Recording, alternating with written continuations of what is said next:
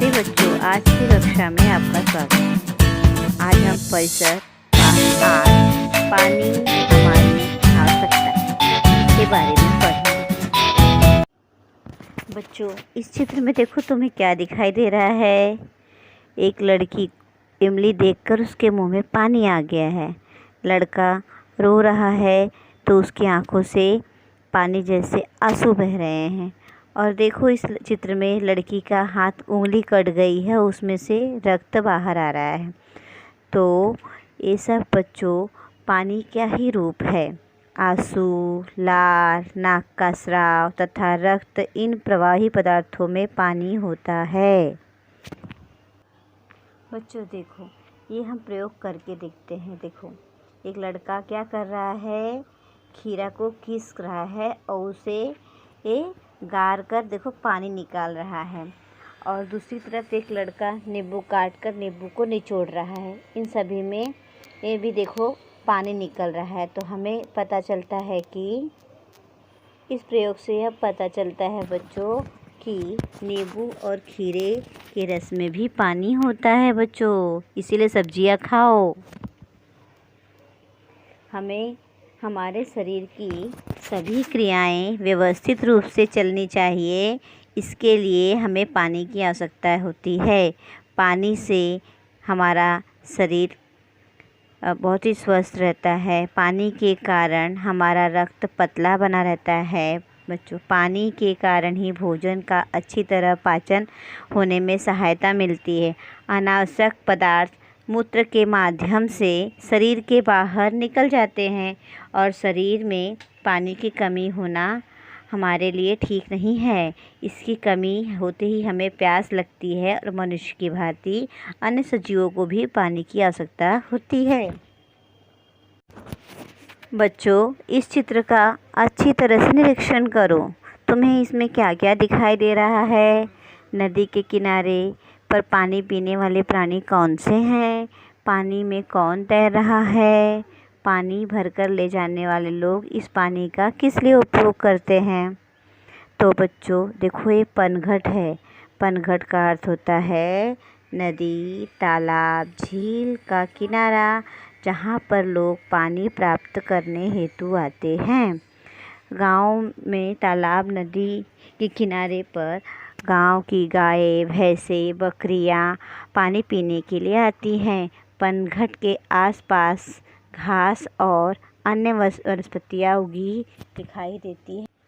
जानवर पानी में तैरते रहते हैं। इसी प्रकार टिटहरी, कौडिला, बगुला जैसे पक्षी भी दिखाई देते हैं बच्चों। गांव के लोग पनघट पर कपड़े धोते हैं। घरेलू उपयोग के लिए पानी भरकर ले जाते हैं। पनघट का पानी स्वच्छ बना रहे, इसके लिए हमें सावधानी बरतनी चाहिए बच्चों। तो क्या तुम जानते हो लोग पालतू पशुओं के लिए पानी की व्यवस्था ध्यानपूर्वक करते हैं, लेकिन हमारे ध्यान में यह भी आता है कि ये कुछ प्राणियों जैसे जो पालतू नहीं रहते हैं उन्हें भी प्यास लगती है जैसे चींटी, मधुमक्खी, केकड़ा, बिच्छू। चींटी, मधुमक्खी, केकड़ा, बिच्छू जैसे भी सभी प्राणियों को भी पानी की आवश्यकता होती है। जंगली प्राणियों को देखने के लिए जंगल के पनघट पर क्यों जाना पड़ता है। जंगली प्राणियों को भी प्यास लगती है। जंगली प्राणियों को भी पानी की आवश्यकता होती है। प्यास लगते ही वे पनघट पर आते हैं, इसीलिए उन्हें देखने के लिए लोग सावधानी के साथ पनघट के पास जाते हैं। जंगली प्राणी मानवीय बस्तियों से दूर जंगल में ही उनका निवास रहता है बच्चों, तो वे पानी पीने के लिए ही पनघट पर आते हैं। पानी का हमारे जीवन में बहुत अत्यधिक महत्व है। खाने के बिना हम 2-4 दिन तो रह सकते हैं, लेकिन पानी के बिना हम कुछ घंटों तक ही जीवित रह सकते हैं बच्चों। पानी हमारे लिए बहुत ही ज़रूरी है। जैसे नहाने के लिए पानी चाहिए, पीने के लिए, खाना बनाने के लिए तथा खेती के कामों के लिए ये पानी, कल कारखाने चलाने के लिए भी पानी की आवश्यकता होती है। हमारे जीवन में पानी का अत्यधिक महत्व है। इन दोनों गमलों के चित्रों को बच्चों ध्यान से देखो, हमें प्रयोग करके देखते हैं। देखो, दो अलग अलग गमलों में एक ही वनस्पति के छोटे पौधे लो, जिसका एक जिसकी ऊंचाई एक समान हो। उन गमलों को एक क्रमांक और 2 क्रमांक दो। इसके बाद 5 दिन सवेरे केवल एक क्रमांक वाले गमले को ही पानी दो और क्रमांक 2 वाले गमले को पानी मत दो। तुम्हें क्या दिखाई देगा? जिस गमले के पौधे को पानी देना बंद कर दिया है वह धीरे धीरे सूखते जाता है, और जिस गमले को पानी दे रहे हो खूब हरा भरा हो जाता है। बच्चों, इससे तुम्हें क्या ज्ञात होता है? जीवित रहने के लिए वनस्पतियों को भी पानी की आवश्यकता होती है। बच्चों, तो वनस्पतियों को भी पानी चाहिए। वनस्पतियों को पानी की आवश्यकता। हम घर पर गमले के पौधे को पानी देते हैं। किसान अपने खेतों की फसलों को भी पानी से सींचता है। यदि पानी न मिले तो क्या वनस्पतियां जीवित रहेंगी? अतः प्राणियों की भांति वनस्पतियों को भी पानी की आवश्यकता होती है। थोड़ा सोचो, जंगल में उगने वाली वनस्पतियों को पानी की भी आवश्यकता होती है। उन्हें पानी कहाँ से मिलता है? जंगल की वनस्पतियों को पानी बरसात का पानी ज़मीन में रिसता है, और वनस्पतियों की जड़ें पर्याप्त गहराई तक फैली हुई होती हैं।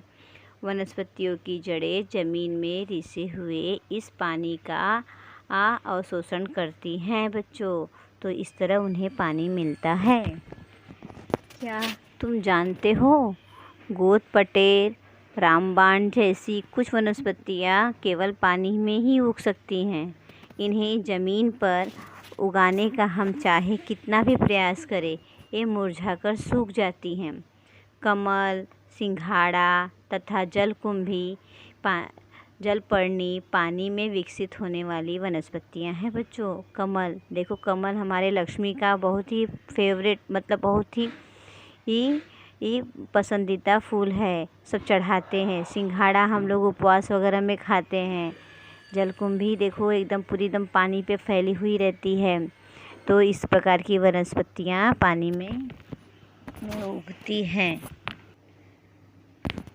हमने क्या सीखा इस पाठ में? सजीवों को पानी की आवश्यकता होती है। सजीवों के शरीर में पानी होता है, इससे उसकी सारी क्रियाएं व्यवस्थित रूप से चलती हैं। शरीर में पानी की कमी होने पर सजीवों को प्यास लगती है। पानी भरने के लिए कुछ गांवों में तालाब, झील जैसे पनघट होते हैं।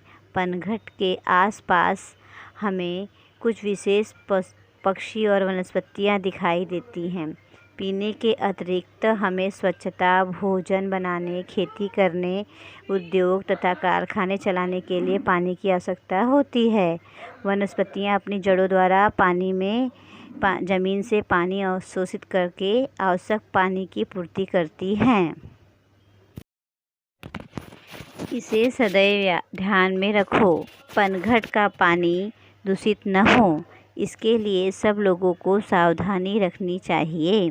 यह प्रत्येक व्यक्ति का उत्तरदायी होता है। पानी की बचत करो और पानी का सावधानी से प्रयोग करो। बच्चों, पानी हमारे जीवन में बहुत महत्वपूर्ण है।